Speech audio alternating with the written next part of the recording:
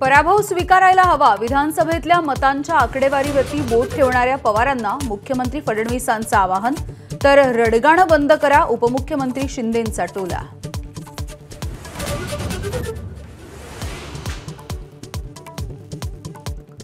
मतदारांना संशय असताना ईव्हीएमचा हट्ट का? मार्कडवाडीमध्ये पोहोचलेल्या शरद पवारांचा निवडणूक आयोगाला प्रश्न, गावातील जमावबंदीवरूनही प्रशासनाला सवाल.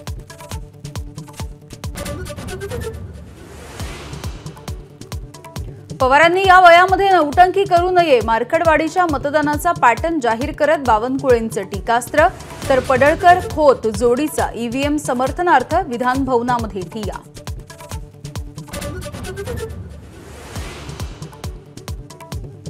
संजय राठोड आणि अब्दुल सत्तार यांना डच्चू मिळण्याची शक्यता, एकनाथ शिंदेंनी मांडलं आमदार आणि मंत्र्यांचं प्रगती पुस्तक, सरनाईक, खोतकर, गोगावले यांचं मंत्रिपद जवळपास निश्चित.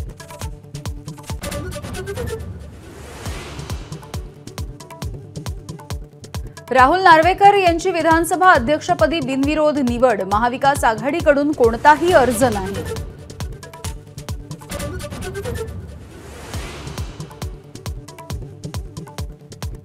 विरोधी पक्षनेतेपदासाठी महाविकास आघाडीचे नेते फडणवीसांच्या भेटीला, मुख्यमंत्र्यांकडून सकारात्मक प्रतिसाद मिळाल्याचा दावा.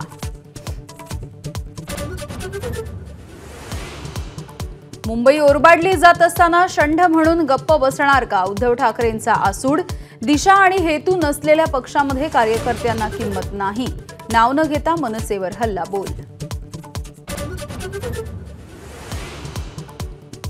अबू आझमी भाजपची बी टीम, आदित्य ठाकरेंकडून ठपका, लोकसभेत ठाकरेंसाठी केलेला प्रचार विसरलात का?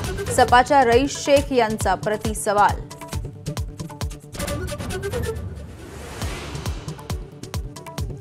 विधानसभेत ठाकरेंसाठी प्रामाणिकपणे काम केल्याचं सिद्ध करण्यासाठी रत्नागिरीच्या शिवसैनिकांची शपथ, पीर बाबर शेखच्या दर्ग्यामध्ये जाऊन सिद्ध केली निष्ठा.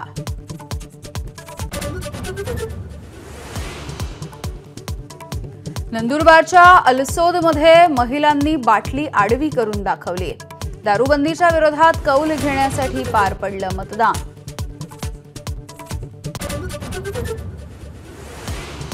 आणि क्रिकेटच्या मैदानामध्ये टीम इंडियाची आज पराभवाची हॅट्रिक, आडलेड कसोटीमध्ये भारताचा 10 विकेट्सनी पराभव. ऑस्ट्रेलिया विरुद्धच्या वनडेमध्ये भारतीय महिलांची सुद्धा हाराकिरी, तर आशिया कप फायनलमध्ये सुद्धा युवा टीम इंडियाची हार.